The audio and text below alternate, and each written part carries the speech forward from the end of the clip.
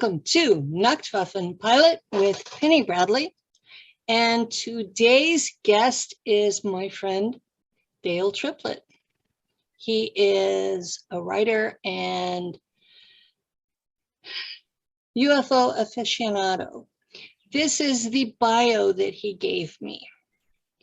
Dale Triplett is a mixed bag of crazy, whiskey, unexplained experiences, and a healthy imagination who makes his home in Fayetteville, Arkansas. He served proudly in the U.S. Marine Corps and Air Force without distinction. He drove a big rig for over 1 million miles, waited on thousands of tables, laughs more often than not, believes in the substance of the SSP and that he was somehow a part of it, and spends a lot of time staring at the stars, wondering about what we don't know. He's an author of 3 books. One's a child's book, and an editor of more than 40 fiction and nonfiction books, and is a devoted researcher of all things unknown.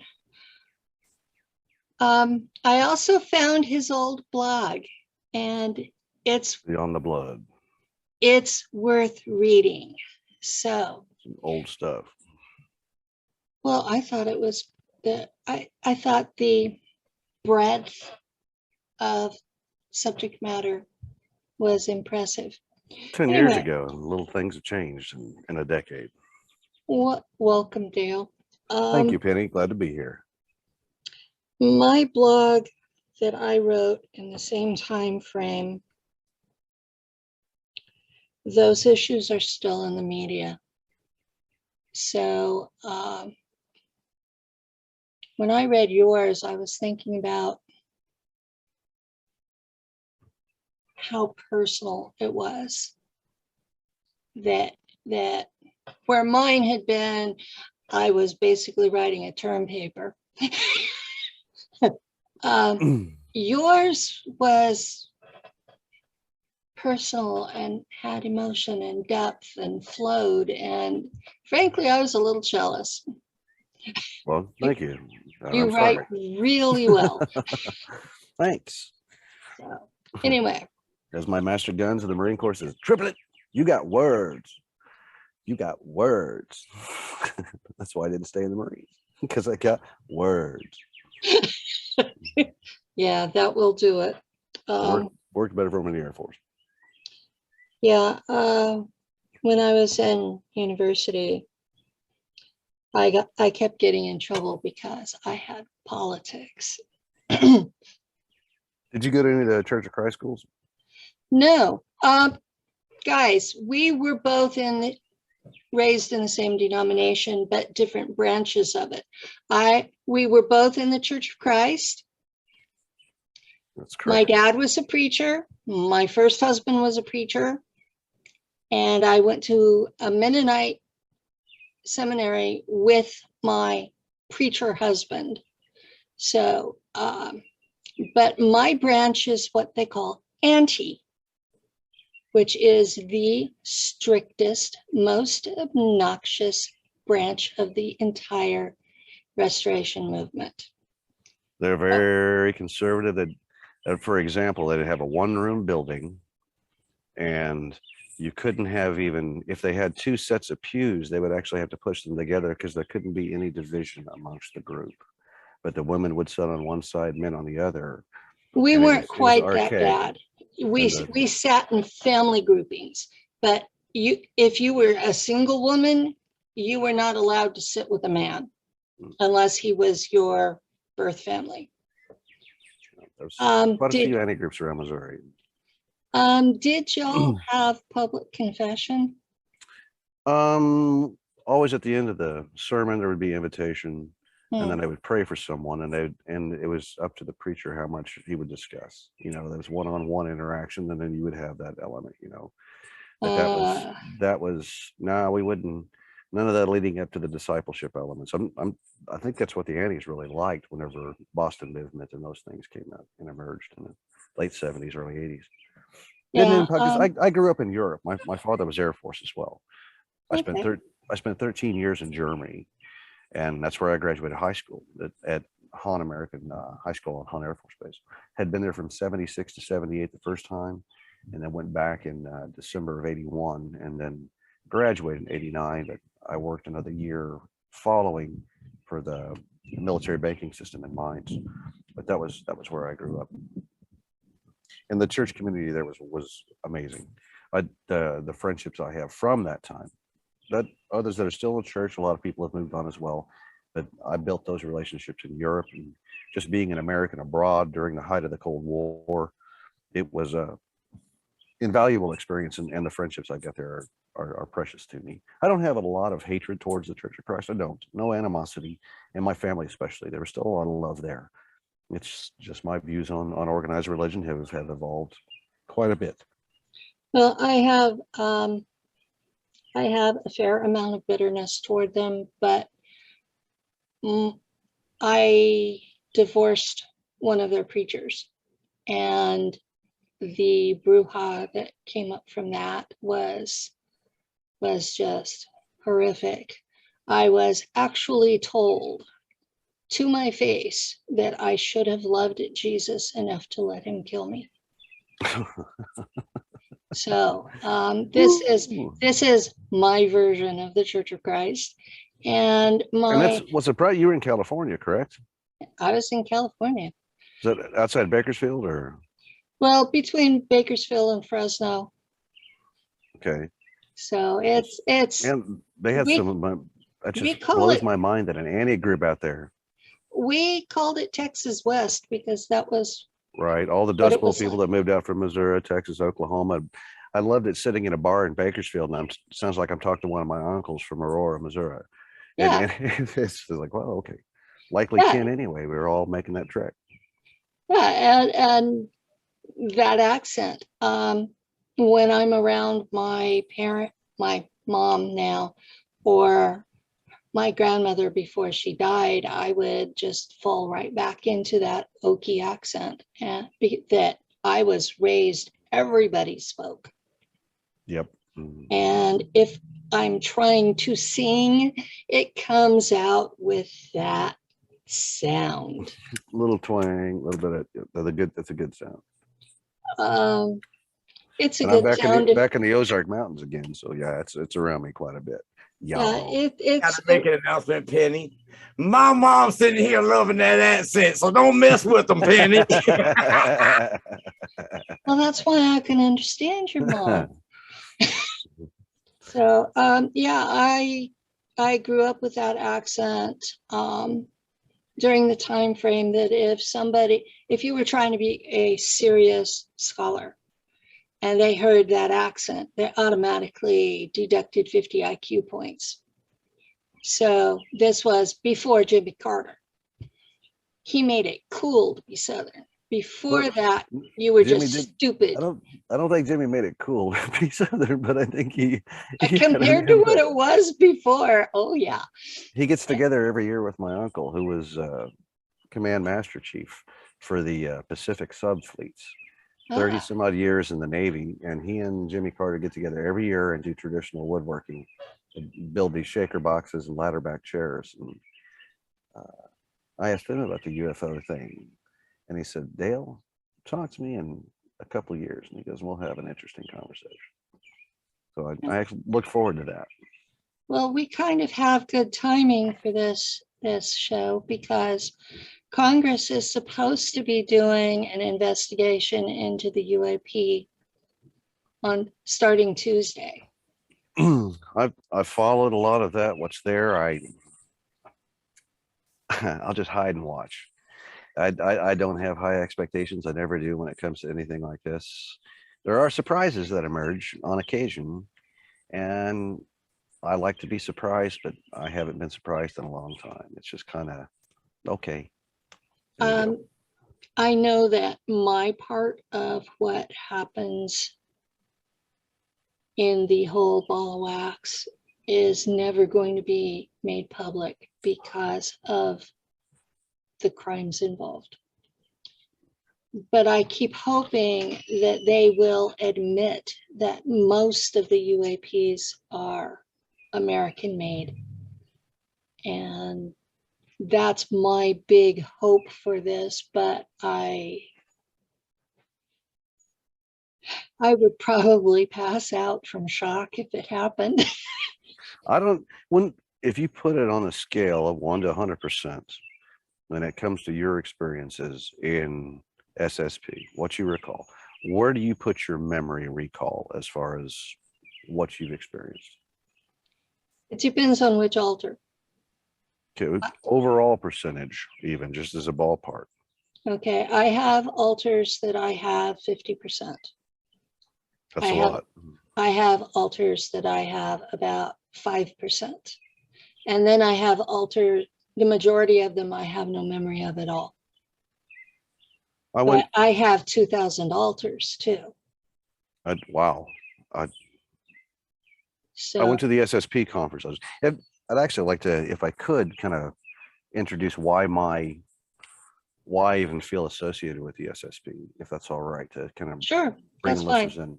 Like I said, I write science fiction, and back in 2006, 2007, I published a short story called Halcyon's Wake, and it was published in a obscure Australian science fiction magazine, and I got paid 50 Australian bucks for the gig, and that's not bad. Got some really nice rave reviews on it. You know, it was fun to getting paid as a writer. And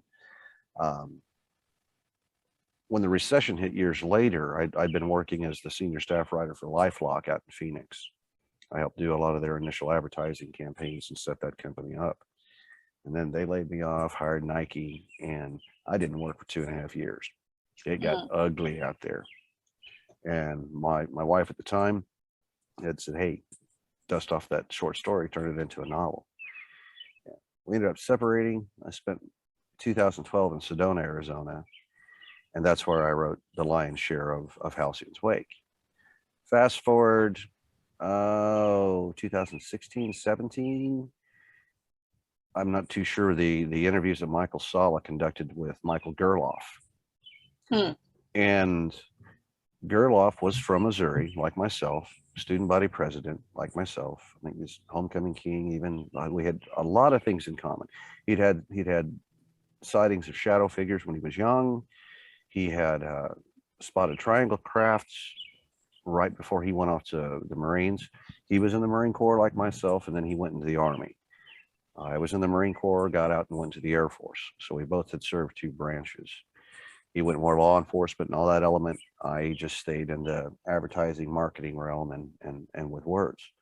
When I watched his interviews, he was talking about things that I thought had spewed out of my imagination. I thought, okay, this guy read my book, and now he's coming out here on a public stage, and he's doing a little LARPing, a little live action role play, but using my book as the basis for it. But the more I started looking into it, and several other Marines, I had the exact same experience that Gerloff did in boot camp. I had been in Morse code testing. The corporal taps me on the shoulder and says, "Hey, come with me. You've been selected for special testing." Gerloff was the same. Went downstairs. I remember going distinctly, walking really fast with this corporal, standing in line, going into a room that horseshoed around. I saw the same office that he described, the captain behind it. My real memory stops whenever that captain extends his hand to shake my hand, which is significant. As a recruit, I'm nothing. I'm a turd. A captain's not going to acknowledge me. But he was going to shake my hand, but his face in my memory is just a blur, like something on CNN when they're trying to hide identity. My next memory is waking up in my bunk, absolutely discombobulated, had no awareness whatsoever of where I was, who I was, and a drill instructor that I didn't know above me saying, "Triplett, you had a spell, you'll get back to training shortly." And that was it. And then back into recruit training, and I didn't think about that for years. Now, Gerloff had gone through the Corps 10 years before I did. I didn't go until 1994. And there was just too many elements of a coincidence that I had to, the elements of the Draco. When he went to the Army and was entering a super soldier protocol, and it was a drug, the name of the drug was halcyon, the name of my book. That's not exactly a water cooler word. There's just too many little dots of breadcrumbs. Okay. Otherwise, other actual memories and things, no, I don't have a lot of recall. I have some waking visions and some consistent little snippets, like a Groundhog Day aspect that I know aren't from movies. I know Yeah. it means something. Now, that's what mine were like. I would have nightmares about certain things. I would have snippets of things. I would really easy to ignore. And then in 2013, an NSA unit, they were Russian translators for the NSA. They used my remember code on me. And that caused a memory cascade. How was that emotionally? It was like Psychologically, even. It was like going to hell and being stuck there. And it took me, because that first alter's set of memories were all in German, it took me 3 years to figure out what the hell I was remembering. And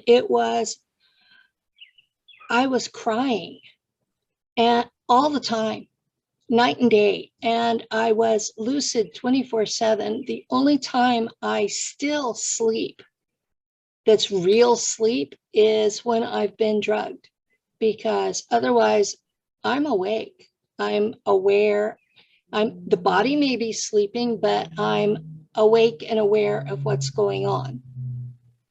Right. And here it is. That was 2013. Here it is, almost 10 years later. And I still cry most of the time when I'm not on screen and I'm just doing Facebook. I'll have tears running down my face. So it's been a decade of Lou having to deal with me like this. So when I say that the man deserves a medal, I'm not kidding. I would scream people's names out, people I don't even know who they are, because in my memories of these programs, the names and the faces are erased. Like you said, you can't remember the captain's face. That's very common among us. I caught that. I went to the Secret Space Program conference the first week of May up in Illinois, up there by St. Louis. Okay. I know you had just finished your surgery. It's probably why you didn't come. Well, I wasn't invited this year. I wasn't either. I bought a ticket and went the first day they were open. And I love Tyler. They put on an awesome event. Journey to Truth they knocked it out of the park. And I've been going to UFO conferences and things since about 2010, 2011, and best I've ever attended. Well, Vegas is a bit far for you, but we're going to have an overlap in October in Vegas. It's put on by Saeed David Farman, and I know of at least 5 SSP folks that are going to be there, and they're different ones from what was at the one you were at. I'll be back in school then, and that's my birthday month also, and my girlfriend bought me tickets for Five Finger Death Punch, so hey, I'm gonna go see Five Finger Okay, I get it. Five Finger Death Punch, yes. Okay. Wash it all away. Yes, you know, we have to have our priorities here. Yeah, but no, I've been doing Saeed's conferences for I think 4 years now. And each year we have a couple more people. And the one we did last year in November, we had 8 of us. And good. Will Nutter was there for that as well. And no, he wasn't for ours. Oh, okay. I met Will and Jody back at the conference there and had some interesting conversations with him. Yeah. And Ivan Teller had a session with him as well that alluded to my participation in the program. And I take it all with a grain of salt. all the information. That's what someone else has said.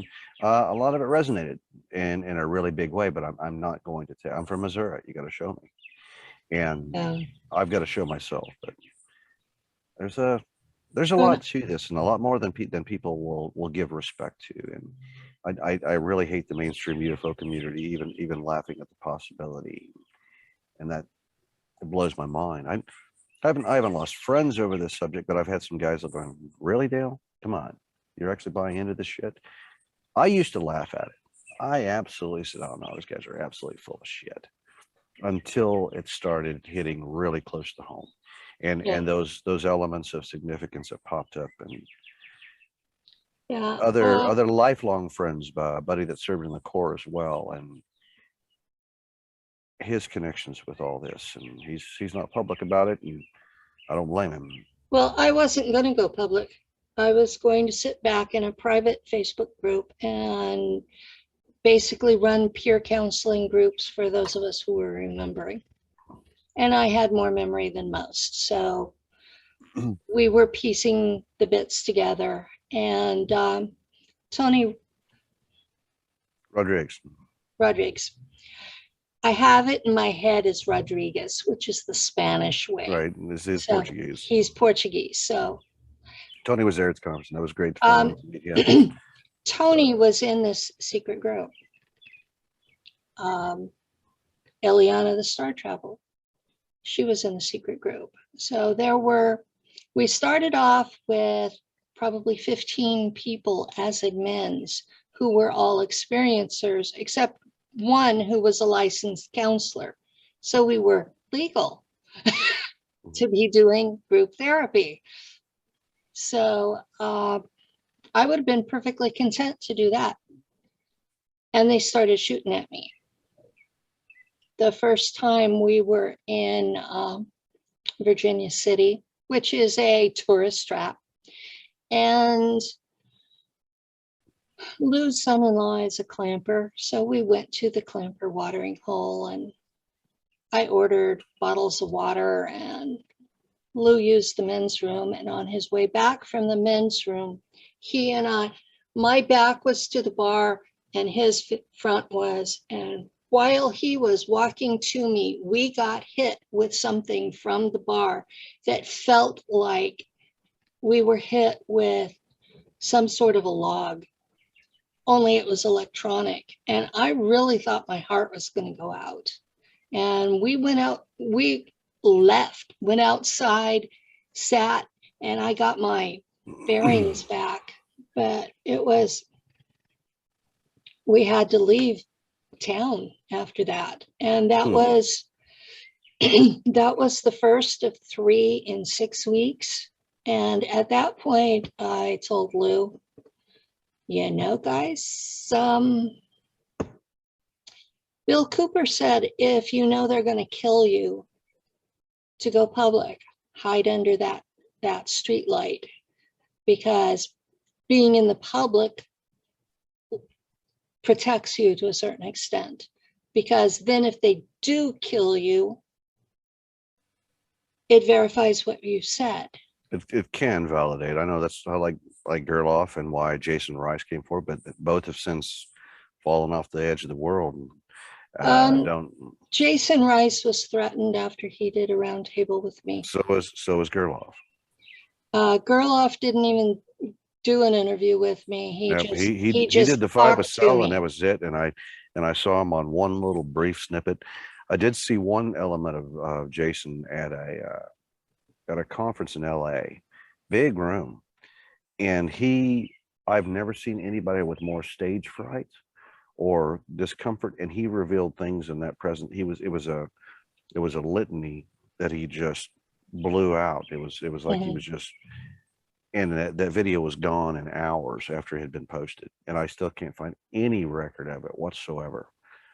And do you know who the producers were? No, I think it was somebody independent who had been there at the conference and was video camera back at the back of the room. Audio was a little poor, but it was still, you could hear what he was saying. You couldn't see his presentation, the PowerPoint elements, but you could hear what he was saying. And the substance of what he was talking about was absolutely wow. And well, I've talked a lot of substance, and most people, it just goes over their heads. some things are going to resonate. You know, I remain ultimately a skeptic. And I want some renowned psychologist, counselor, someone to walk up and say, hey, guess what? These people are demonstrating blah, blah, blah. This is a known psychotic disorder. This is a known element. I would love if somebody could come up and hand me that solution. What intrigues me about this is that the question remains, am I going to make definitive claims? No. I don't think I ever will, even if there is more of a recall. Session with Ivan Teller with higher self. I do put a lot of respect in mediums. Everything in that session, his body language conveyed nothing about deception. And like I said, it resonated with, but he was saying, you're ready for the memories now. When Will accessed my records, I guess through Peter the Insider or something, but he had found 5 altars and gave me the elements of these 5 altars. Ivan had said 420 and backs, back to back to back to back.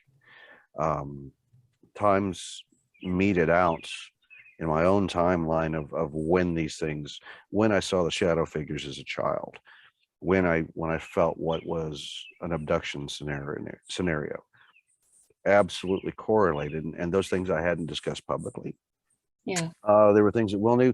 I had also enlisted once in the Army, and it was after my freshman year of college, and I was down in Florida, and got fired from the internship I'd had, and was embarrassed. Didn't want to go back to Europe, and I said, you know what? I'm not even go back to college, and I'm just going to go in the friggin' Army.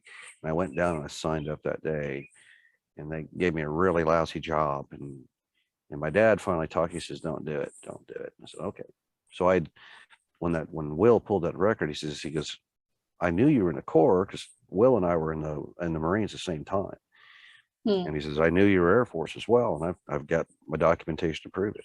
But he says, oddly, it's saying that you were also in the Army.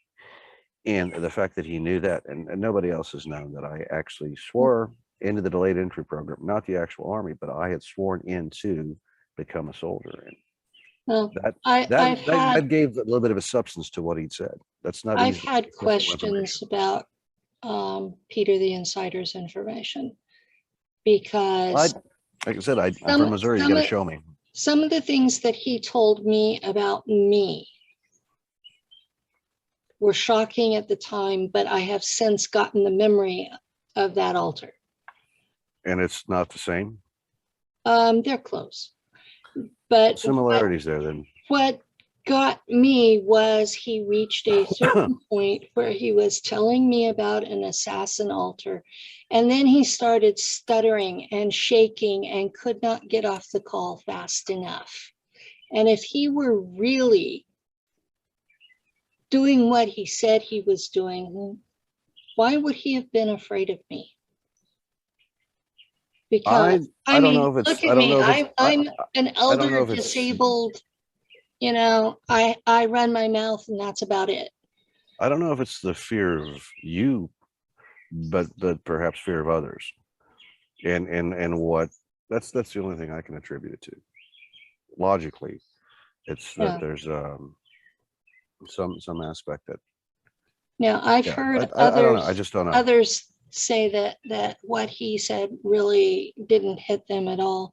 But I have to wonder, are they listening to their inner voice, or have they just not remembered yet? When Will and Jody said that they got the information from up there, now I was assuming Peter, so that's an assumption on my part. I need to clarify that because it may not be Peter at all.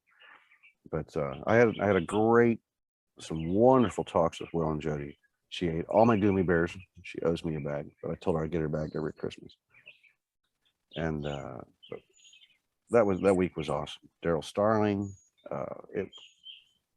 spending time with Tony, with these people that I've known from the web and around the periphery of all the SSP element. but to get a face with everyone and just sit down and have some real good heartfelt conversations and drink a little moonshine around a campfire. It was delight. And I so hope they do it again. And you will come, even if you're not invited, buy a ticket and go. It was cheap as hell. And they did a great job. Yeah, one of the guys who sponsors me went, and he's not public, so I'm not going to say his name, but he came by the house and he says, pack your stuff and go. And I said, I'm not up to a Well, you just had your surgery. You just had your surgery. Right. I'm just now getting to where the doctor says I can do things, you know, where I can drive again. I mean, for months, I wasn't even able to shower by myself. And he wanted me to ride with him in a pickup. And I'm like, from California to Illinois, that's quite the trip. Yeah, I've done it, but I did it in a Chevy Blazer with a bed in the back. Right. You know, and I stopped at Walmart and slept in the parking lot. So I've done it, but I didn't just have surgery when I did it. So yeah, I did that. And I actually went cross country from California up to the I-80, across to US 30. And I went to DC and then south to Greenville, South Carolina, and then back to Denver where my cousin lived, and then home. And it took, because I had car trouble and then bank trouble, it ended up taking me about 10 weeks, just over 2 months. Good Lord. That's but like I had a blast. 1880s. 1880s kind of travel. Yeah, 1880s kind of travel, but I was going places I wanted to see. I was staying with friends and family, and I was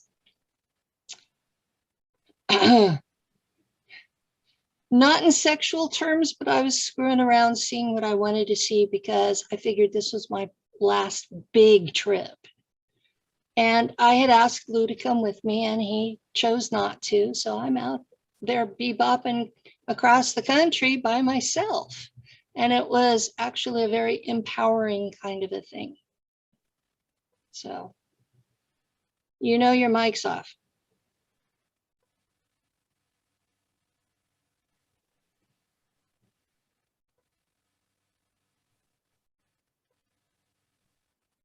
Okay, we're waiting for him to find where to turn his mic back on.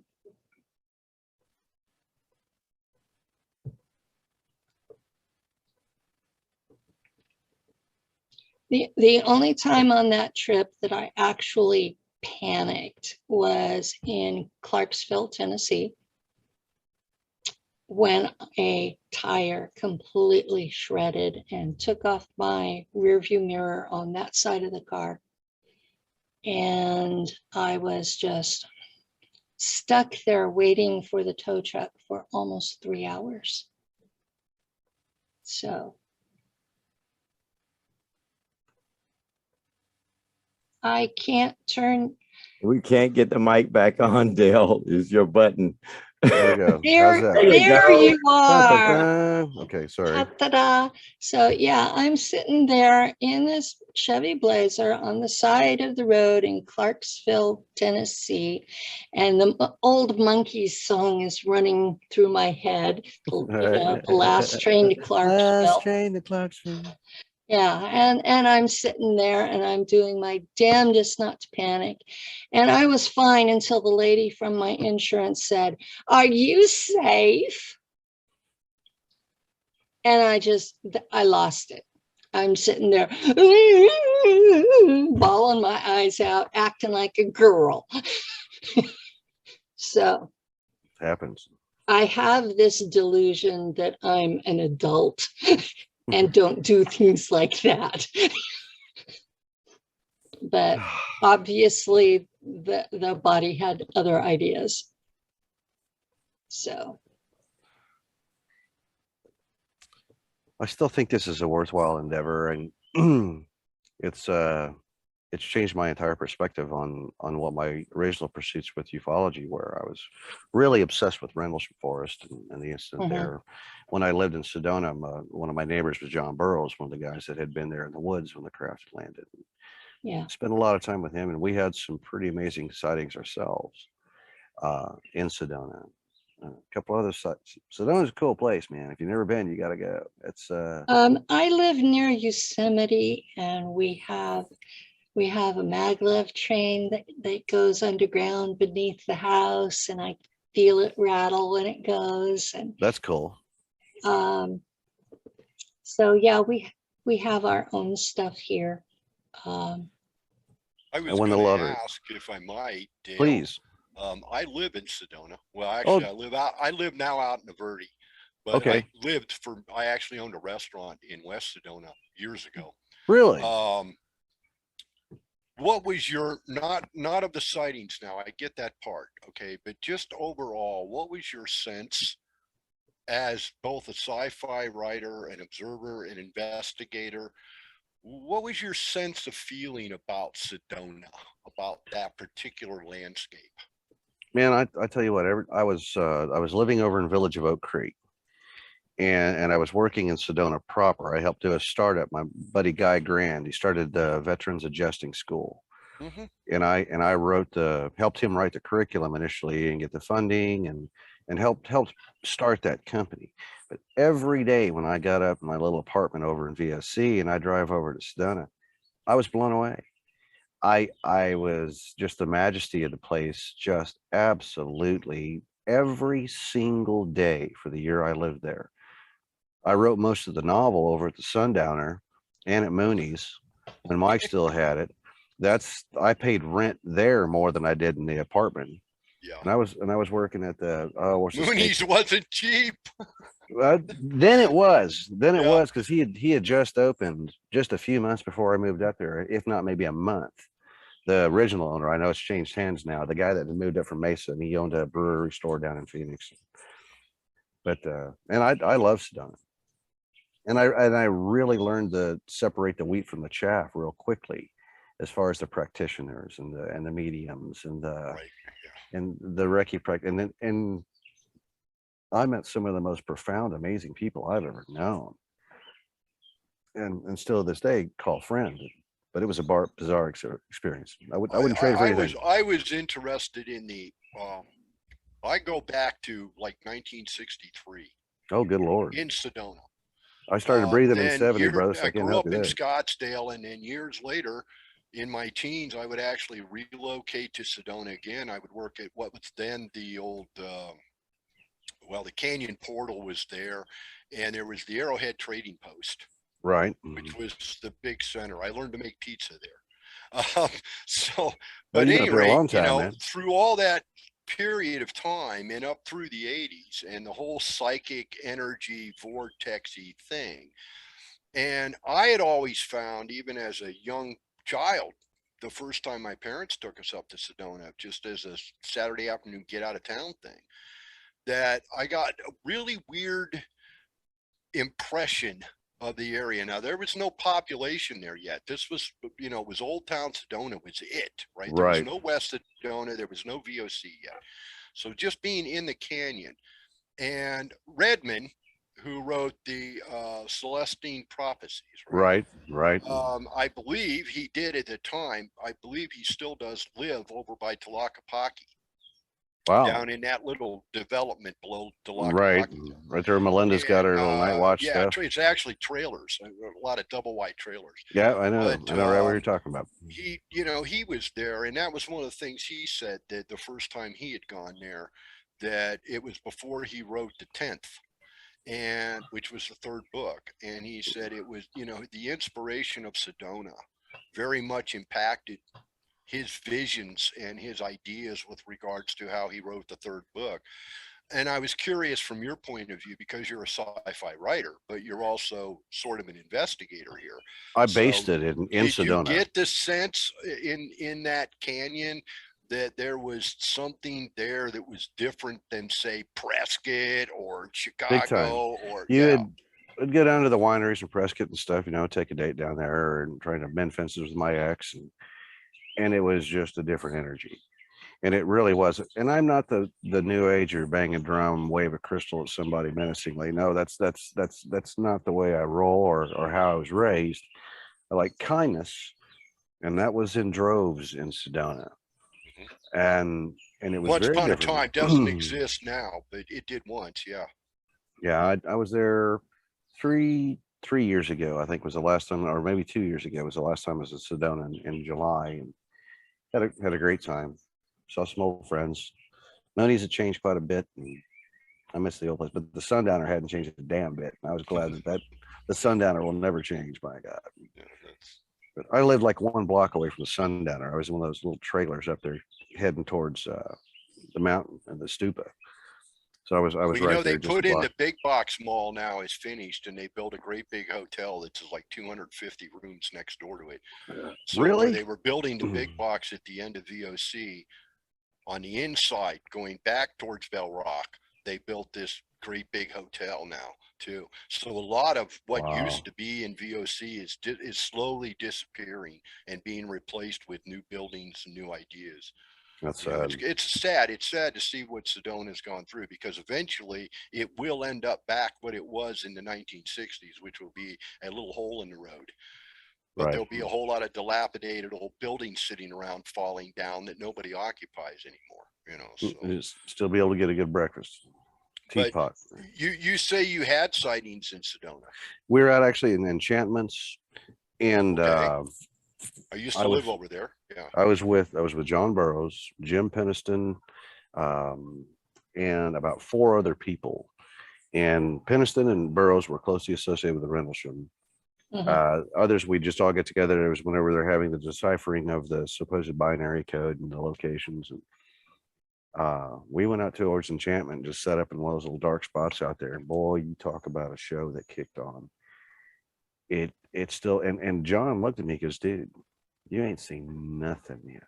And I just witnessed the most incredible thing in my entire life. It looked like a carnival balloon wrapped up together and changing colors. There was an episode of Star Trek: The Next Generation where it had this thing inside the cargo bay, and that's what it looked like, but much more vibrant in colors and much brighter and transformative too. House at Mystic Hills, buddy of mine, he was a former F4 crew chief, and I flew C-130s, and he had been around the aircraft all the time. So one of these guys, we hear an engine and we know what the plane is. Yeah. And we look over, and from Mystic Hills you can see the airport, and that's where that tourist helo parks, And I strumming a guitar, Mike sitting beside me, we're passing a hooter back and forth.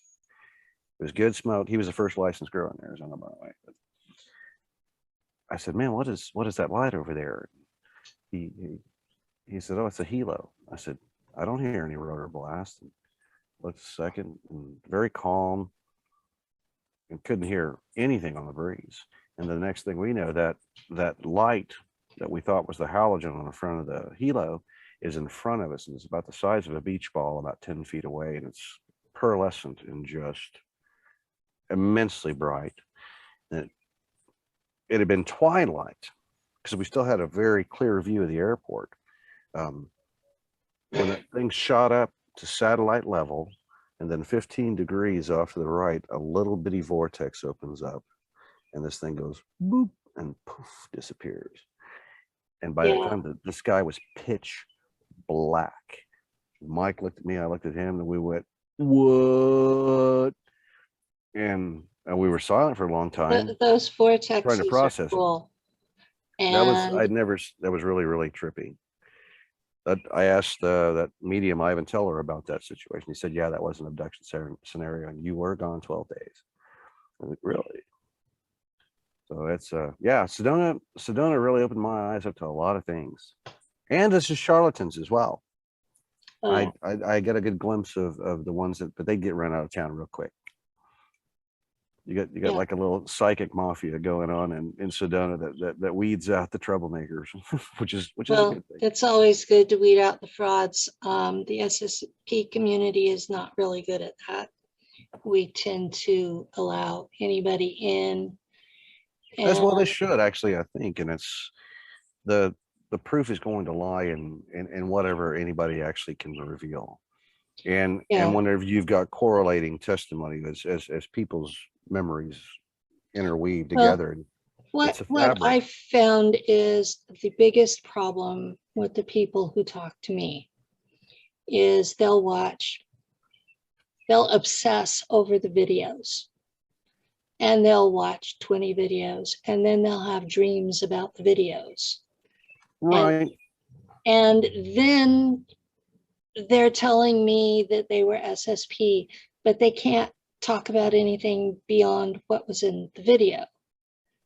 And when I make the suggestion to them that that's what they're doing, they get really angry, and then they go pay lots of money to one of those psychics, and then suddenly you find out they're public and they're mad at me.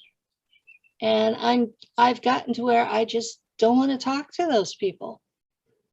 I don't take counseling clients anymore because of those people. They would monopolize my time for 8 to 10 hours a day, every day for weeks on end with dreams. And then one day they would go pay some outlandish fee to a psychic, and then they're public. And I get that. I caught that a little bit at the conference. I guess my Libra self and my placating, I like to make things smooth. I don't like stress. I don't thrive in it. I don't like the stress, but at the same time, I've worked very hard to keep my testimony 3D grounded. Right, and I know that you and I mentioned that when we were discussing this when we had first met, the whole Church of Christ connection, but I think it's best to bite my tongue, not take it personally, and listen to someone else's story, and even in what their revelations are, if it is something that they're only having because of a dream element where there's a yearning to want to belong and to feel that perhaps there is something special about you. Everybody has that innate inside them. They actually say, hey, I want to be a part of this. You know, maybe this will make me cool, and then I can sit at the cool table with the big kids. And I think that's a drive. I don't think it's an unnatural thing. But I think it just takes a discerning ear and being able to hear the story and witness the elements of they're going to reap what they sow, and truth will always bubble to the surface eventually. But I think, I don't know, I tend to just listen and not pass judgment. I've never joined any groups like MUFON. I didn't want to have that association so that I would have to tie my beliefs. Only thing I've been associated with was UAPX, with the former radar operators and those guys that were part of the Princeton and the Tic Tac incidents. I was working with those guys as a staff writer, and just the military connection back to exactly what they had seen, what they experienced, and more recently, I buckled down and I support Tony and the Patreon because I really do believe Tony. Getting to meet him 2 weeks ago and to spend some really good quality time with him, it just reaffirmed that for me quite a bit. It's the connection with Tony is also pretty bizarre. I had to talk to him initially about editing his book, believing in what his testimony was, and had some meetings with him and Jackie, and I'd signed non-disclosure agreements and things like that. I needed a gig. I was in between jobs, just waiting tables up in Missouri, my editing pays more than waiting tables, you know, and it's just like, gotta maintain that client flow. And I loved Tony's tale. I was like, my God, that was something I wanted to be a part of. He sent me just rough elements before his book came out. Crashed 3 laptops in trying to open that document. 3 laptops. Yep. I borrowed my mom's laptop, was finally able to access the document. When I opened up the document, I instantly got the most violent migraine that I've ever had in my life. And I had to run to the bathroom, and I was just hurling. Anytime I tried to get near that document, something prevented me from doing so. And this I know firsthand. Like I said, I needed a gig. I'm pretty, I'm not rich. Yeah. I have a friend who was part of the AR board and crew, and she also edits, and she and I have discussed her editing mine, because she understands what I'm trying to do is not fiction. It's not fictionalized. It's not even a story with people. It's a history book of how my faction got into space, where they got their tech, where they got their occult information. So it's a history book. And she's done some really detailed work with other people in the community. And so I already had an agreement with her to do it. And then she went offline and disappeared. So I'm like, so I'm hoping that when I do have the book done, that I will find her by then. Well, if not, I do edit. Just saying. If you can open the file. And it was something. And as soon as Tony's book came in, I bought it, and I read it in one sitting, and it was very. I realized why. There were things within that book, and the way he had sent it to me. It had all been disjointed. And there were things that resonated with me a little bit too deeply. Some of the childhood trauma issues, MK Ultra kind of things, the electrified cages is like, my God, I know that this is exactly why I sleep the way I sleep is because of this. In my feeling. That's why I do what I do. And I think that would have been an impossible book for me to try and edit effectively, and it would have made drove me insane. If you had any interaction with the, what is it they call themselves? Bund Feuer Deutsche Welten. That's what they call it.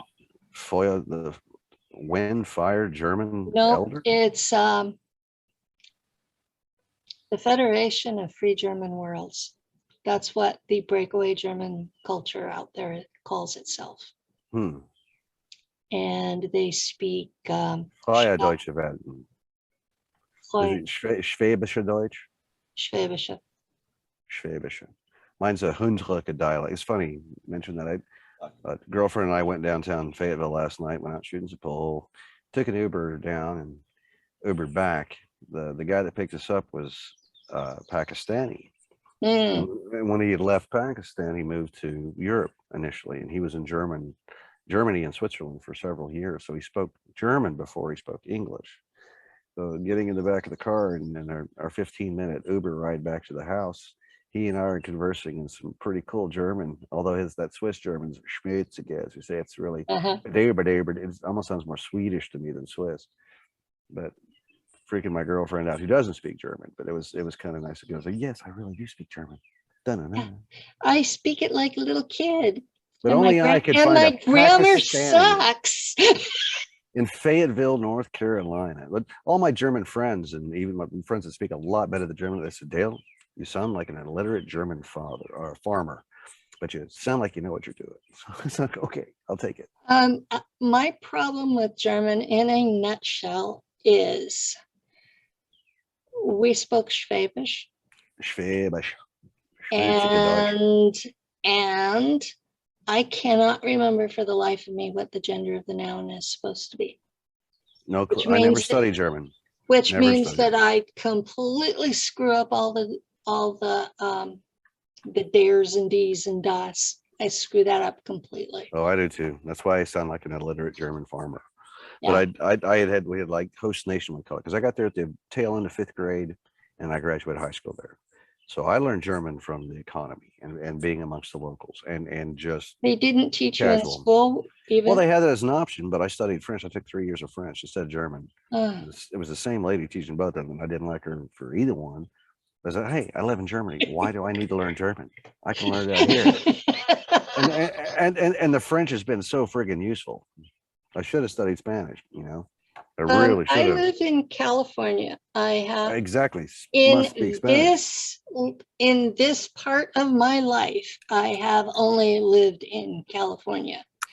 And I went to school at a time when you were required to learn a foreign language. So they had people who did not speak anything other than English trying to teach Spanish. And ¿Dónde está el baño, señorita? Exactly. Because remember, this is Texas West. That's exactly what it sounded like. So by 6th grade, I was like, nope, nope, nope.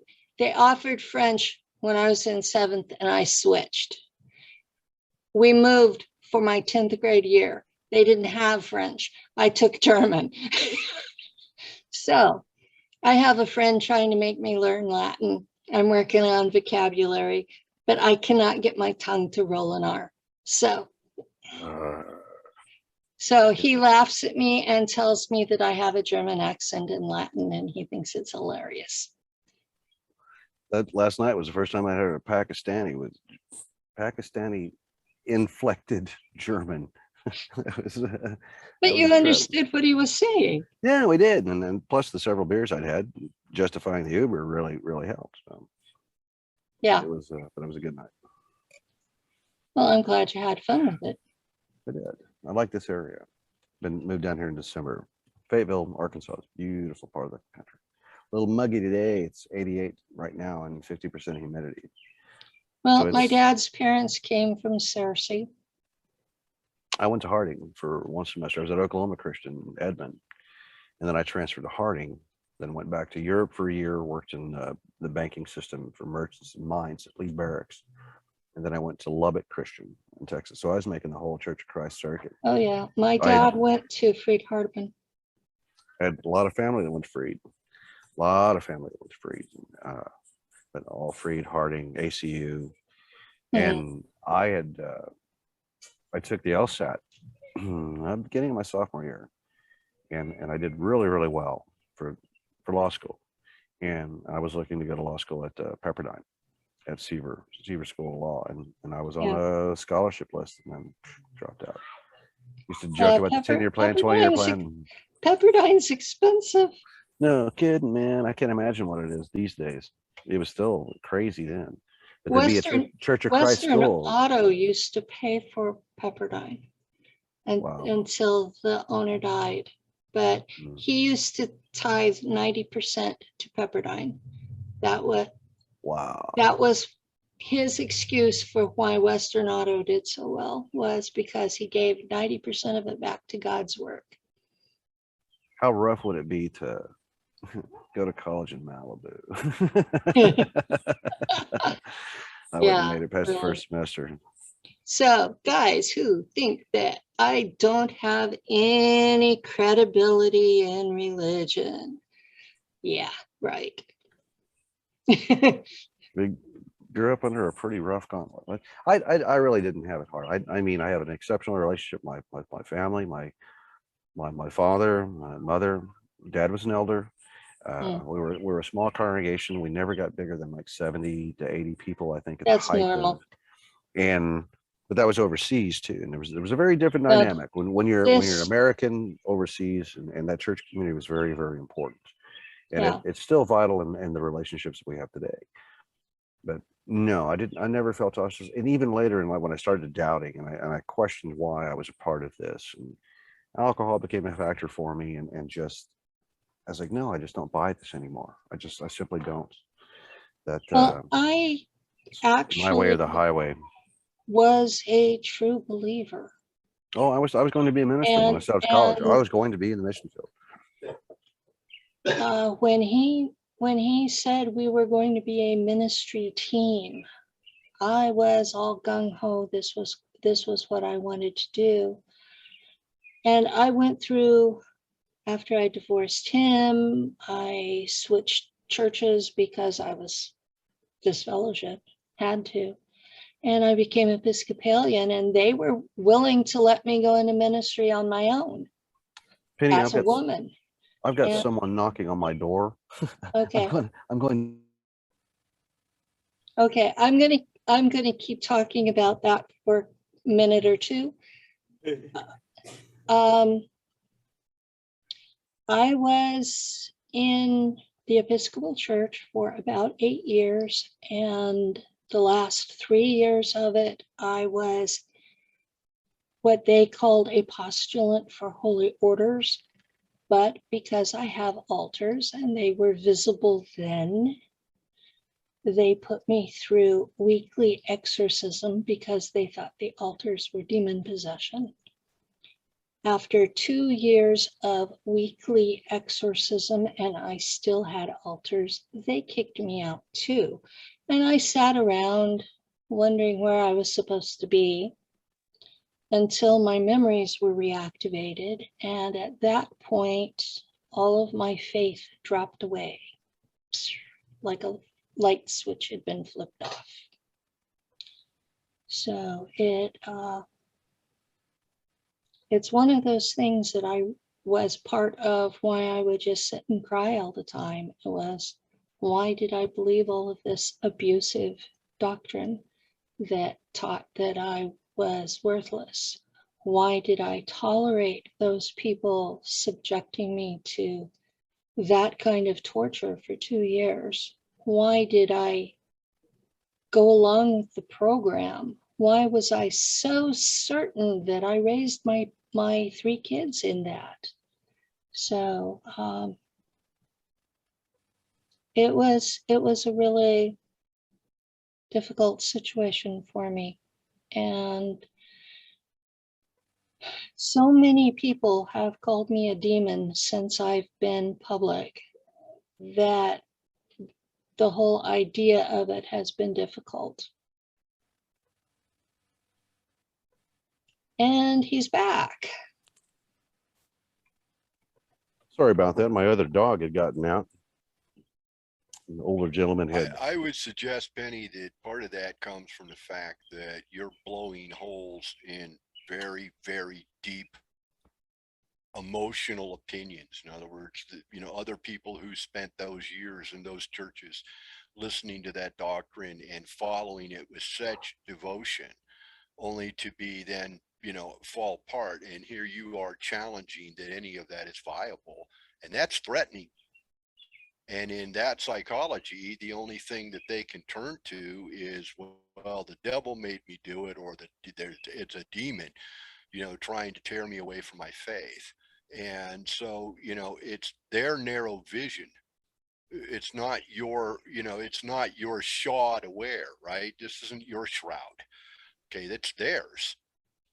And the biggest issue is getting used to realizing that other people's opinions of you are fabricated by their own belief systems, not because they take the time to understand who I am. Right? I'm not trying to convert anyone, but at a certain level, the fact that I'm trying to get these black ops to stop kidnapping children to serve in them means that I have to be at a level that the audience can understand. And a lot of the audience, they start asking me, well, what were you involved in? What ETs did you do? And then from that point on, every question they ask me is religion-based instead of fact-based. And the real thing that I want to deal with is the government has employees whose sole job is to kidnap little kids and torture them and put them in these black ops. And that needs to stop. And they can't seem to wrap their minds around that this is a real thing going on. Well, my government wouldn't do that. Right. Well, you got to remember now, going back, what, 50 years, okay, we have sci-fi. And sci-fi, in my opinion, and both as a television producer, as a marketing consultant, you know, and just as a viewing human being, has been quite directly to give us this hokey, smoky, tokey story about stuff, so that we would then accept anything that was even close to relevant to that. We would automatically dismiss it as more hokey pokey. So you take Star Trek, you take all of these storylines that ate up generations of very, you know, very malleable children, okay, and those children now presented with evidence that this kind of crap is really going on, are going, oh, it's just sci-fi.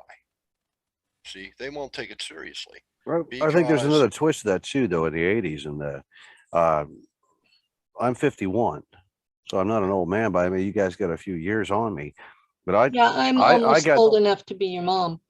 Yeah, I am old enough to be her mom. No, I mean, or something like that, yeah.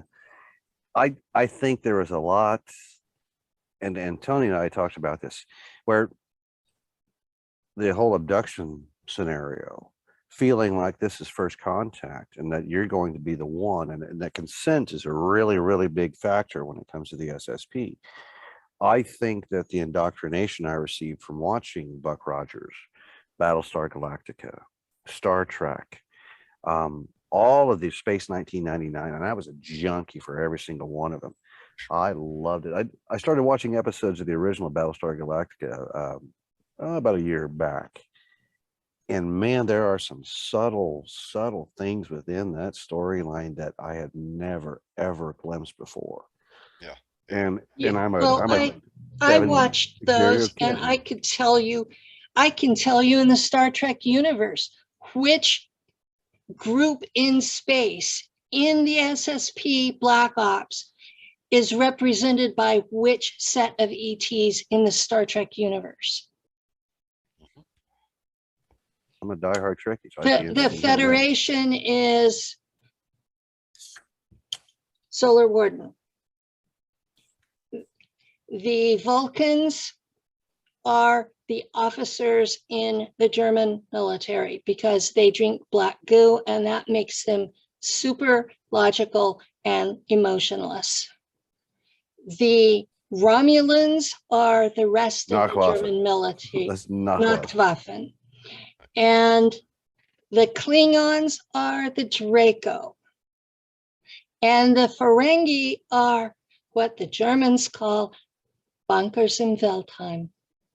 Bankers in space. Bankers in space.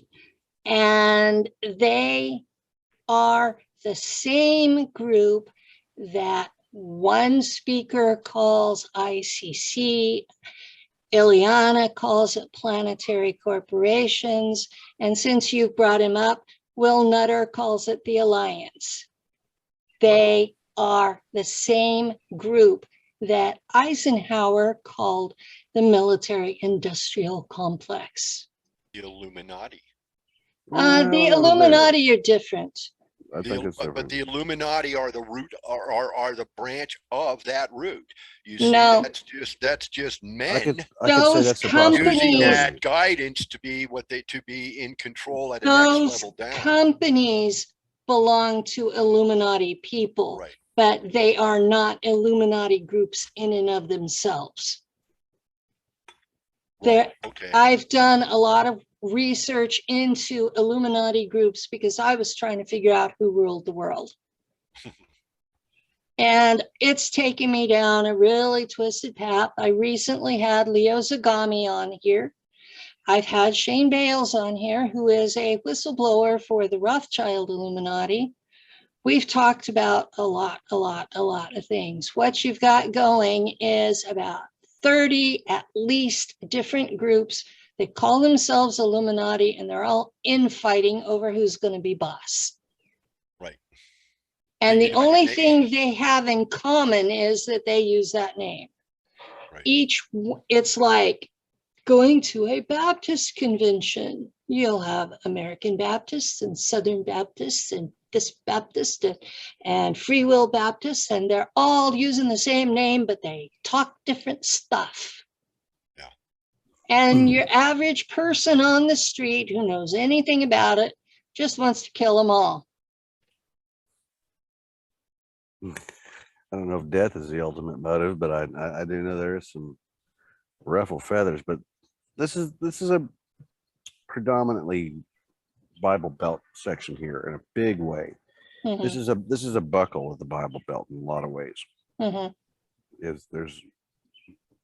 There's more churches than there are Walgreens. and Yeah. That's saying something. Every corner. I spent time in Ohio, in central Ohio. It's very much the same. Yeah, Missouri as well, but all through Arkansas, you get a population of 500, and you've got 6 churches, and or more, 6 to 10. They had actually one of the counties around here had the record for the most churches per capita than anywhere else in the nation. And you've got that diversity of opinion, and they're so close and links, and yet embedded in these communities. Really impacted all the politics, the education, everything around here, everything. Not always bad. Not always bad. You can't teach anything there unless it's in the Bible. I disagree there, and I think that's a little bit more progressive even in Arkansas now than it used to be. But there's still, they're still very. Dad's parents weren't. It's no, there's a bit of enlightenment here, but I think that's par for the course across the country. Some places are going to be a lot more conservative than others, and southern places tend to be that. Still stuck. Conservative is still the baseline of agriculture, right? So, if you look at the farmer, the true self-sufficient farmer family on the land, they're very conservative people. And if you look at the city dwellers who are living in high-rise apartments, they're very liberal, right? Very much so. Because they come from very different worlds, and it's not that those worlds can't unify and work together. It's that they're too damn stubborn to try. My way or the highway. That was my excuse. I wrote a memoir, and my excuse is I hit on my religious upbringing very briefly, and I closed the paragraph with and it seemed very petty to me, always my way or the highway. And then I just moved on. Because technically I did. What was very interesting is when I was in the service in 72, I got a letter from a church that I was a founding member of. I signed the original charter as a child, had been through this church through the years. And here I am over in the service, and they send me a letter via my parents telling me that I'm going to be kicked out of the church permanently if I don't get my dues paid up. Were you LDS? And I'm thinking, and these aren't my dues? Were you LDS? I thought that I was paying my dues. Were you LDS? Huh? I'm sorry? Was it LDS? No, they were very hardcore Lutherans. Oh, Lutherans, wow. Yeah, very hardcore. They were my adopted parents, but their world was very hardcore Lutheran. I have a lot of strong ties to Martin Luther. Yeah. I really do. Father's family goes back to, like Charlemagne. So I mean, they have some very dug in the wool kind of attitudes that I did not fit into at all as I was growing up, but that's another story. But yeah, I thought it was ironic that I would get a letter telling me I was behind in my dues for the church. And at that point I went, the church is just a damn business. It's more worried about their income revenue than they are about my soul. So I guess I'm on my own. Yeah. The environment had a little to do with that too, right? Right. You do the foxhole thing. You pray to a God that, and realize that it's really up to you here. Okay. It's what you do next. Well, I'll put it this way. I used to pray. I used to pray for other people. I used to channel a voice that said it was Jesus and knew more about the Bible than I did. And I gave God the glory for all that. I do candle magic now. I don't give anybody the credit for it. And I still get the 85% yes that I did when I was praying.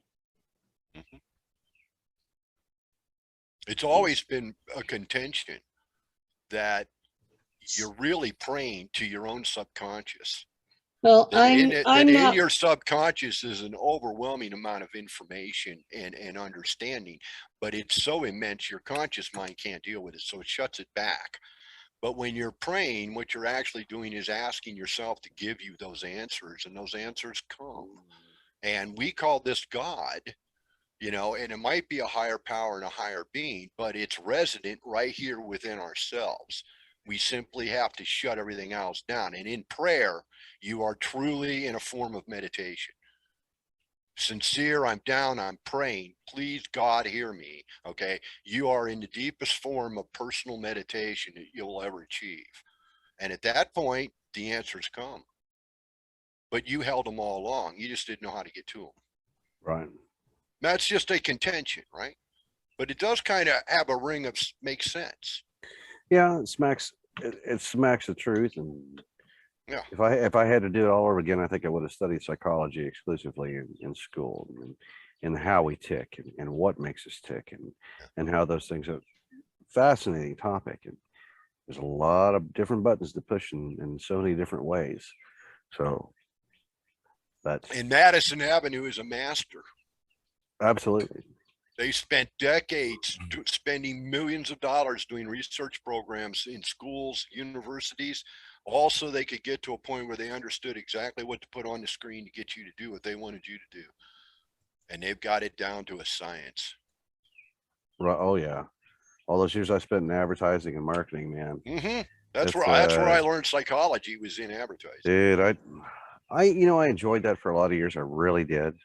But I kind of felt like I was selling my soul towards the end too, to peddle someone else's goods that I didn't necessarily believe in. And I was glad to get away from that. It was fun, but it was no thanks. I ran into asking little old ladies to please give us $25 out of their Social Security check so that some kids could go to a summer camp, which really related to some guy down in Tennessee got to buy a new Cadillac this quarter. Yeah. Okay. Because no money was ever going to make it to no little kid. Okay. That is why when all of these guys call trying to raise money, Lou goes through a whole spiel that starts off nasty and gets worse as he goes. Mm-hmm. He has an art form to it, especially if he hears a non-American accent. I went through some probably a decade of the old lady being very upset with me on a constant basis because I would do that to telemarketers, and she finally said, why? They're just trying to make a living the same way you did when you were doing it, right? It's just a guy who's got a family to feed and a mortgage to pay. You don't have to be crude with him. You can just say no thank you. And nowadays most of the calls I get, they disclose right up front, I'm calling on behalf of this association, and I'm like going, I don't support lobbyists. Thank you. And I hang up. I got a bunch of buddies that are lobbyists out in Phoenix. Mm-hmm. Well, when it's me that answers the phone, and that's not very often, I just tell them I'm on Social Security. I don't donate to anybody. Take me off your calling list. I like the ones that call me to support disabled veterans, and I go, okay, but I am one of those disabled veterans. When's my check coming? And they hang up on me every time. Click. What branch were you in? Army. Army? Yeah. You look smarter than that. It wasn't my choice, actually. It's in the book, right? So I did no. He served during the days of the draft. Oh, I know Yes, that. I did no-nos, and a judge in Phoenix said, boy, you're either going to Fort Grant till you're 21, Right. or you're going to the Army. I was 5'5". I weighed 95 pounds. Good Lord. And I went, if I go to Fort Grant, this is not going to be fun in No. any way, shape, or form. But if I go to the Army, at least they'll give me a gun to defend myself. Exactly. So I went with the Army. That and the fact that the family has got along. I mean, going back to the Revolutionary War, Mine as well. There was every generation was involved in some way or another. Every generation. Family tradition. Yeah. Both sides of every conflict. Yeah. Internally, anyway. Tories and revolutionaries, and rebels, and actually one that wore a rebel uniform and a Union uniform. Well, mine got 100,000 acres of southern Ohio from the First Continental Congress because of something they did that was unscrupulous. Dale, Okay. Yeah. You're in Arkansas. Have you heard of J.J. Barnes? Cannot. The name sounds familiar, but no, not so. He's my great-grandmother's great-grandfather. I did not know him. I'm sorry. So he would be in the history books as the hanging judge. And okay. he was part of the Arkansas Peace Confederacy. Okay. And there were 120 men who all swore they weren't going to go on either side. And all of them were kidnapped by various groups. And most of them were shanghaied into the Confederacy, deserted, and joined the Union. And then when kind of where the Red Lakes came from, right? The Missouri Red Lakes. After P. The Ridge, Red Lakes were in Kansas rather than Arkansas. But it's still, but that influence that you're talking about is exactly right. Because after P. Ridge, it was really just generally a clerical error. The Rebs lost their fanny at P. Ridge. The boys all went home, awaiting orders. Those orders didn't come. They got antsy. There's a fight going on. They went on up to Springfield and they just signed up with the Union, and that's where you got a lot of the Red Lake elements all out of Springfield, which stayed predominantly Union throughout the war. But you had a lot of guerrilla fighting along the Ozark. Well, yeah, that's where the James Gang boys and that's all my kid. You're right. They were fighting against that federalism that was taking over the communities. Yeah. Fighting the bald knobbers that came out to be that was more your Red Leg element too. That's good local history here. A lot of stuff right around here. Devil's Den. Devil's Den is like 2 exits down from me.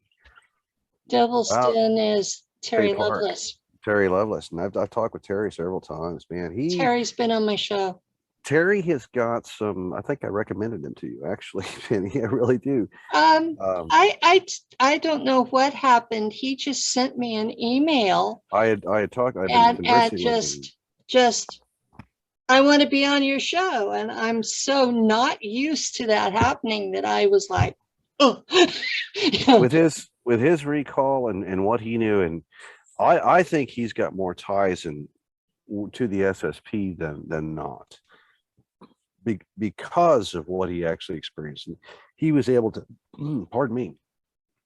to identify uniforms. Mm-hmm. Can't remember all the symbology on it, but he knew that there were more than just native English speakers that were on it, but they were all definitely military, buzz cuts, and flight suits, military uniforms, no insignia, but there was a distinct badge. And I think there were like khaki flight suits, similar to what we'd wear in the desert. Yeah, there's different colors go with different groups. This would all, I think what he alluded to and everything that I've read was definitely Solar Warden aspect.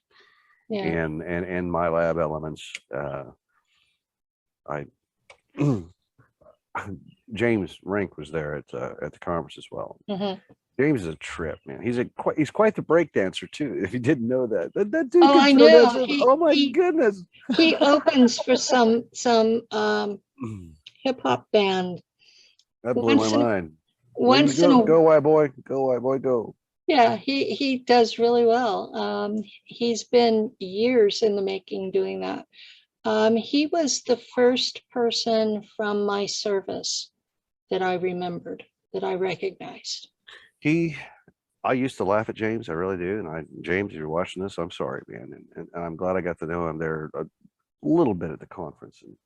And I take issue sometimes, but I take issue with a lot of testimony, and I take everything with a grain of salt. But man, I will listen to anyone's story. And unless you come across as a flat out charlatan or a liar, or in some way have absolutely intended to deceive me, then guess what? I'll give you your due, and I'll allow you your time on your soapbox. Tell me your story. And well, he's one of the ones that has spent a tremendous amount of money paying psychics to help him get recall of details. And he has an alter who has full recall, but that's not the one that's talking and writing the books. So, and he'll flip between them. And so sometimes he knows what he's talking about, and sometimes he's relying on what these others have told him. And so he comes across as flaky because of that. But really, really and truly, the people who have served in these black ops have alters. The fact that he flops between the two is proof that he was part of something. I wouldn't say proof, but I would say it's highly indicative. So, that's one of the things that I look for when these people come to me. I want to be on your show. First off, they have to have more than 20 minutes of memory. Secondly, they have to remember something and not just have been told by a psychic. And when I'm talking to them, if they flip alters, that's a pretty good sign they were actually in something, whether it's what they remember or not. And those are the things I look for. Now, I know a lot of other people look for other things, but the hardest part for us to admit to is having the alters. I know people who are public, have been longer than I am, and they will tell you, I don't have alters. But if you go back through some of their early work, you can watch them shift on screen. There's one woman in particular, she goes along, she's very straight and prim and proper and very detail oriented, and she will flip into a sex kitten alter and spend the rest of the video flirting with the guy. Got to hang with Eric a lot that week. With Eric Decker. Oh, we had a blast. We really did. It was fun to finally get to be with his abrasive East Coast ass. He was all right. Lou and I spent a week at his house in Alaska. Yeah, I remember when you guys went up there. It was really cool. I was watching all that. Eric's an intense guy. The worst part of that entire week was the day that Lou and Eric's lady spent the day talking about what it was like to live with somebody with alters. And that was an aspect I had not even considered, was what it was like for him having to put up with that. I had only sat in my self-misery thinking about, I don't even know what I'm doing, and I'm really fortunate to have someone in my life that's very open-minded, very, very supportive of this, but also a hell of a lot smarter than I am. And almost Damn, am I your father? I really luck out in having a gal that will be open. And she was a little pissed about me doing the interview today because the weather was perfect. We should have been out floating in Buffalo is what she wanted to do. But the fact that she supports me in this and will open her mind to it, and we can discuss this openly, but she also cautions me, being smarter than I am, and to take it all with a grain of salt, to not take it, not drink the Kool-Aid and go hook, line, and sinker. No, that's not what this is about. The only reason that I'm here is because I don't know. And that remains the greatest answer to so many of our questions. We don't know. That's why we're pursuing this. That's why we're looking at it. That's why I listen to other people's stories. That's why I want to hear what their association. I think my element is minor in some ways and pretty impactful in others, where it's coming from subconscious, and it absolutely speaks to things that I thought were my imagination solely, that I had created. And it's ringing bells like it's cool for people that are in the programs. And Will and Jody both like, yeah, I know you. You were aboard the patent. You were on the patent and you transferred at the same time. You were part of that. And I asked Ivan about that. He's like, yep, you were there. Like I said, that's what was told to me. I'm not going to take that.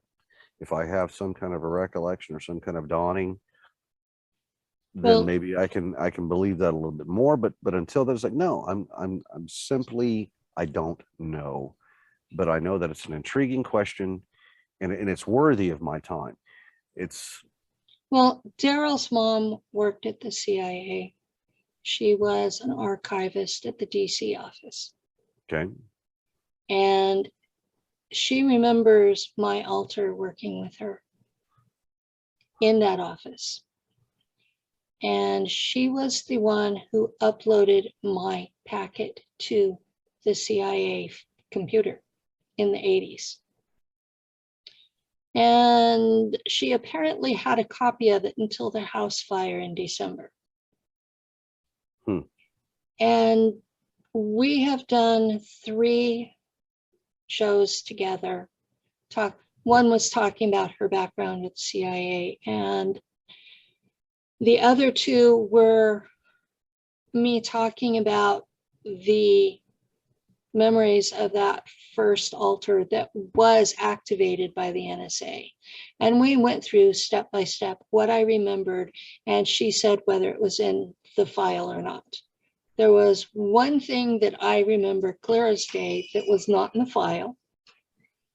And there were several things that were in the file that I didn't remember. So I do have that outside external verification. As far as paperwork in my hot little hands, no. Nobody's going to have that. We're not going to have that. She did until the fire. I would love the day when it's like, okay, bam, I've got a clear pad in my hand and say, watch this, guys. And Yeah. bam. And then say, guess what?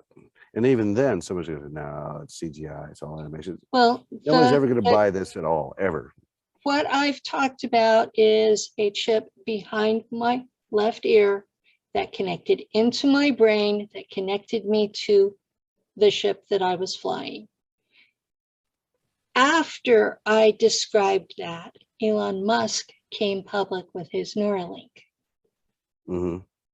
I talked about that the TR3 series of ships, which is now, I believe, in the H version, that those were real and that they were being built in Utah. I talked about that in 2016 when I came public. After that, the patent for those ships came out. I'm talking about things before they're made public. That you and Tony share that. You're just more acerbic and so bubbly. Tony and I were friends before we were public. That's good. We came out together. I've seen some challenges on the Facebook group and stuff. You know, it's like, okay, hey, I'm just sitting back, guys. I don't know. I share my element, why I think I'm there. You know, but I'll just sit back. I'm a Libra. I'll mediate like it's cool, but nope, I ain't touching that one. I've been married twice. You don't scare me. Would you believe I'm a Libra with Gemini rising and moon in Aries? I forget what the whole rising stuff is. And I had a really one of them is what you really are. The rising is what other people see you as, and your moon sign is what your emotional life is. Well, I'm a Libra by birth, and everybody sees me as the Dos Equis man. So Stay thirsty, my friends. Dos Equis is great. Yeah, when I was allowed to drink in the days before I was a diabetic, I did Di Serono or Dos Equis. I like Di Serono. So I like Di Serono.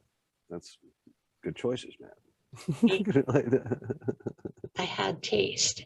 I also drank something called grasshoppers. I know the drink. They will make you drunk really, really, really fast.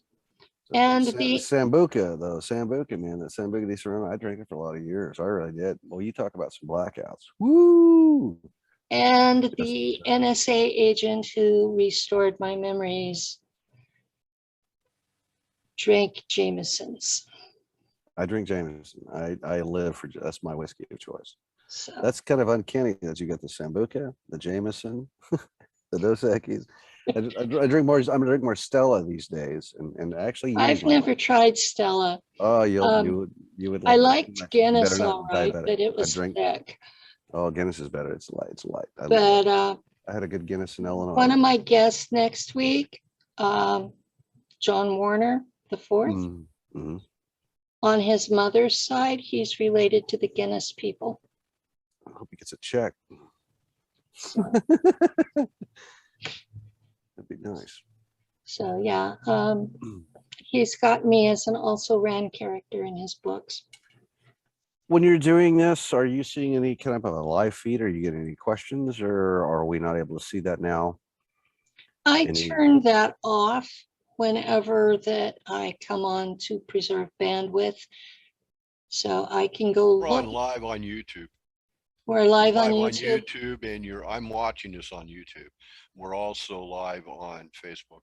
Now, let me log in and see if there's any questions. I'm just curious because we've got about 10 minutes left. So, yeah, sometimes we have questions and sometimes we don't. And it takes me a while to get there because Facebook doesn't like me going to Daryl's wall. We have 26 shares on one. They like us. They really like us. And we have 4 likes on one place and 6 likes on the other. Oh wow, we are breaking the internet tonight, y'all. That's on. Okay, that's on. So now previous to this show coming on, currently following the various network streams, and there's numerous of them, over 225,000 viewers. Holy cow. So that was worldwide. So you can't look at any one source, right? Yeah, I don't. I just I don't actually worry about the numbers. That's those that want to be informed will be here to be informed. The rest of them don't want to be. You can't tell them what they don't want to hear. Daryl runs the network. Daryl worries about the numbers. I figure if my numbers drop, he will let me know. He will drop you like it's hot. Well, he'll yell at me.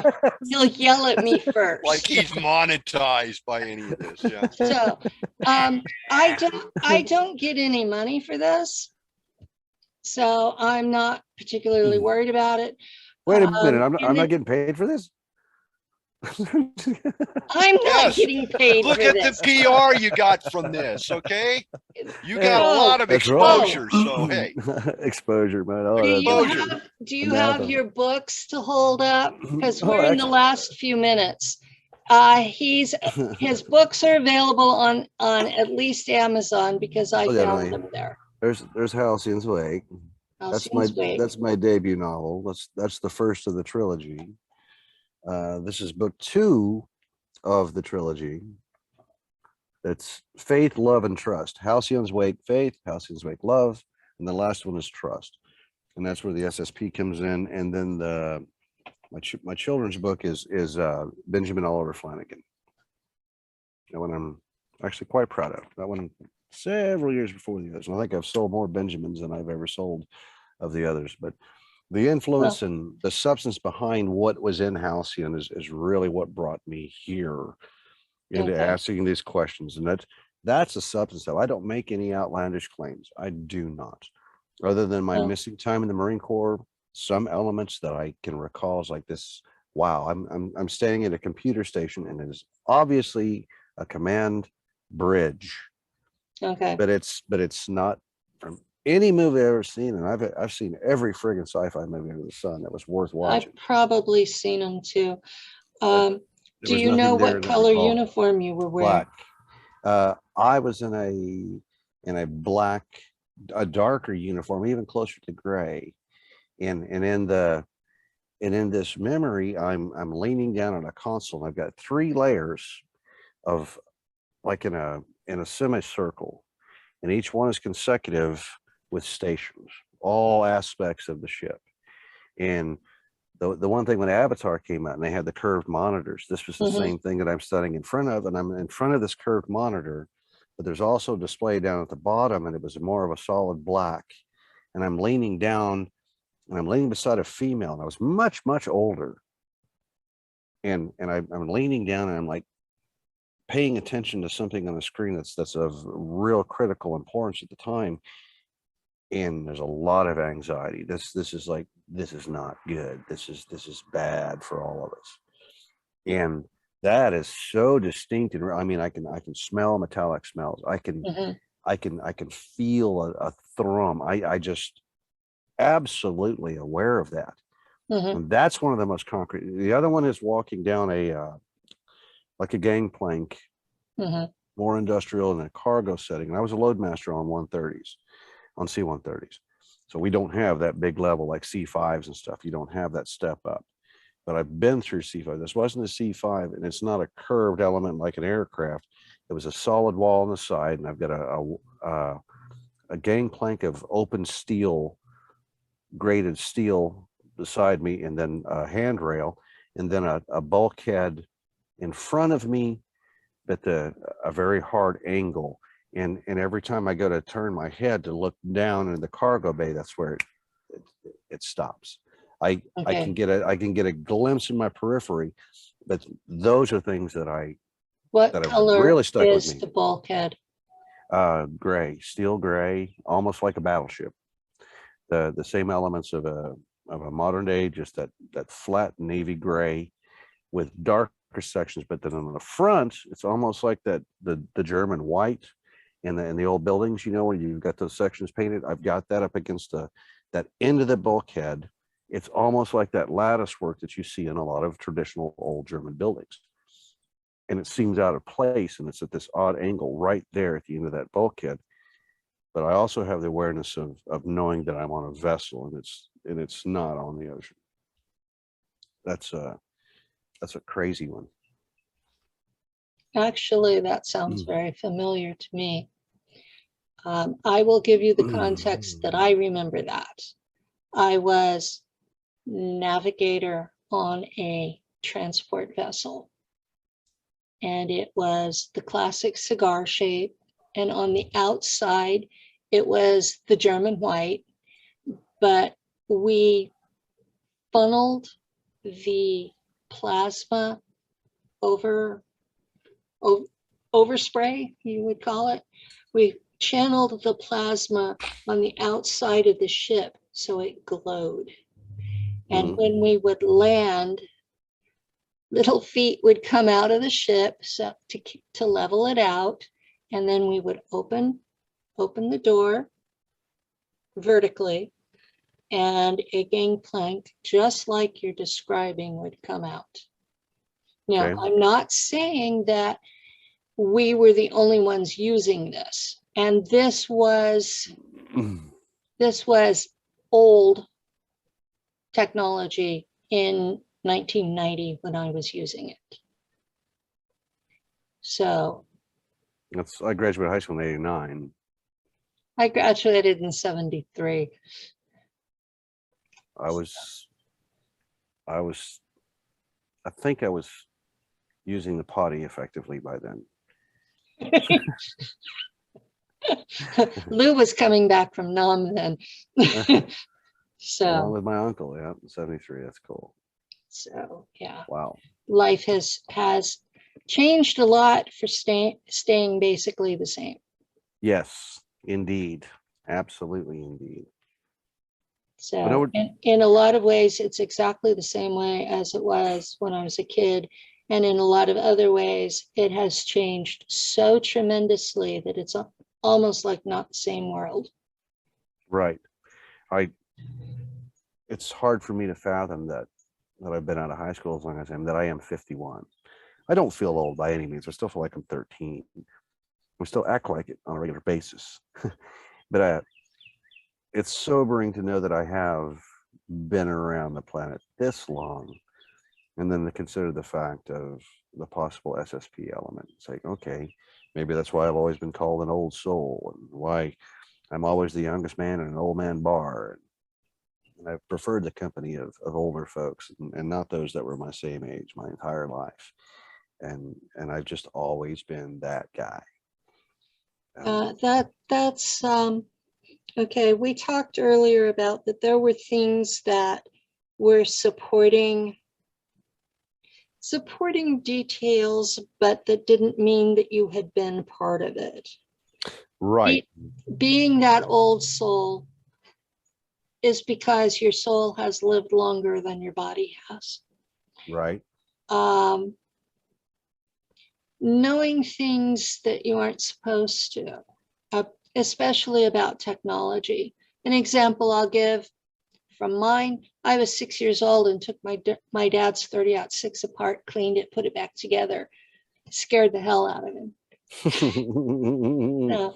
That's not an easy weapon to disassemble either. As a Marine, I know what you're talking about, but I had a nice 30-06, man.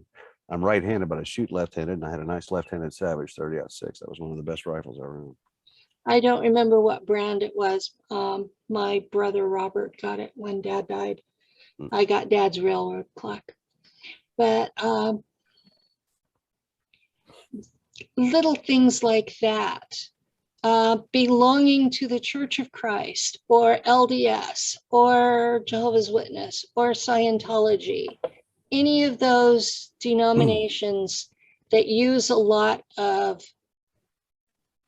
I'll be blunt, mind control. You have severe peer pressure to follow the rules. It was more, I got more of the guilt of being unworthy of what was being offered. That was the hardest thing for me to swallow as a Church of Christ, that no matter what I did, the sacrifice that Christ had made and the gift that God had given, I was not worthy, and there was nothing that I could possibly ever do to be worthy of that love and affection. And that's the hardest, and to finally realize that no, that's not what it's all about. My goodness.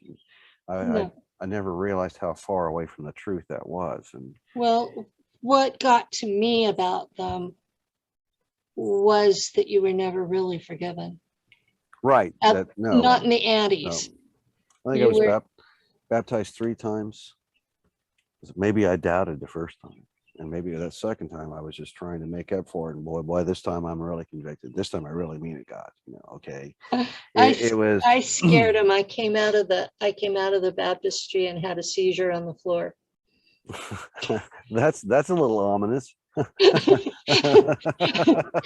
So yeah. It's like opening scene of I was the preacher's kid. Yeah. Well, we know that now. My dad used to tell me that he was afraid he was raising a witch, but that same skill set that allowed me to be a navigator allowed me to see multidimensionally here. And I would describe to him what I saw, and he would call me a liar unless it was something he could also see. So that's what taught me which things were 3D. If Daddy could see it, then it was 3D. I remember seeing spirits when I was a child.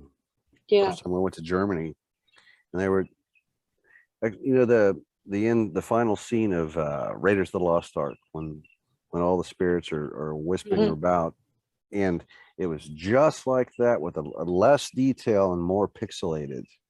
that I could see these things that would just swim down, and they would go down into our landlord lived underneath us. We were in Prüm, Germany, and Frau and Herr Heinskohl lived underneath us. And I'm dad's up at like 4:30 in the morning. I'm just standing there in my footy pajamas, and he's getting ready to put his boots on, this little thing, and in uniform, the old flat greens, you know. Mm-hmm. And I just remember, and plain as day, I just remember seeing these things just and swim down into Frau Heinskohl's house, and Dad looking at me like I was smoking crack. And I'm like, Dad, you don't see this? And I was like, come on. It's like, there's one right there. Just went by, and didn't have a clue. That still resonates with me. Yeah. I remember it just clear as day. Some people can see them and some people can't. And if they can't, I can't now. I don't have that element. I have empathy, intuition. Intuition is very important. I've learned that intuition is something that you have to really truly rely on and bank on. But that's why I still persist in this. Why I don't make definitive claims. I speak about what I do know, what my own personal experience is, what makes me feel why this is actually viable and worthy of study and worthy of pursuit. But I don't make any definitive claims of any firsthand knowledge of this stuff. But boy, there's a lot of things in my life that add up to the true reality of what this is. Obsession with shapes. I've been drawing the Iron Cross since I was 3 or 4. Oh yeah. Back in the days when you're on hold on a real phone and just doodling on a pad, and I would draw the same shape over and over and over and over and over. And I've done that my whole life, still do. Why? What's that impetus? And then to see, okay, there's a connection with the SSP with this, the whole German connection, and that's very, very, very German. Prior to the Nazism elements. All of the symbols that they used were very, very German. They weren't Nazi. Right. And exactly. The ones that are most vilified were actually Tula Gesellschaft. And they were from World War I, not World War II. But yet you start talking about those things, and the various social medias start deciding you're dangerous. And to me, that's idiocy. It's like, but my God, people, can we not have a discussion about anything anymore? Apparently not. No. It's really sad. But if you have common sense, you are the enemy. Essentially, if you haven't bought somebody's dogma, if you haven't drank somebody's Kool-Aid, doesn't matter which side, just as long as you drank somebody's Kool-Aid. But if you dare to stand in the middle and say, I didn't drink the Kool-Aid and I have questions, they immediately demonize you and push you away. They don't want to address it because you can't justify a fetish. Well, it is, but you can't justify it, right? To somebody who doesn't understand it. And that's basically what it comes down to on a psychological level. I'll grant the courtesy. A belief, it's my belief, and I can't let you shake it. I will grant the courtesy of always having a sip of someone's Kool-Aid, just to get the flavor of what their intention is and to be able to perhaps relate. You're the guy we made LSD for. Damn right. Hey, hook me up, dude. On that note, I chase it with a little bit of Ozark moonshine in order to keep it level. I prefer mine with peyote, but hey, either way, There you go. I'm going to let us close out my show on that note. Bob will be here for the next hour or two, and if you want to stay and talk to him. Thank you for coming. I've enjoyed this. Thank you, audience, for listening. Penny, thank you for having me very much. It was a pleasure. It's nice to see you again, friend. You look great. I'm glad you're healing well. Keep at it, man. Thank you. And keep being nice. People like nice, Penny. I try. There are days when my bullshit meter goes off and I'm just like, ugh. But I try. Anyway, Have a good evening. You too. Much love to you all.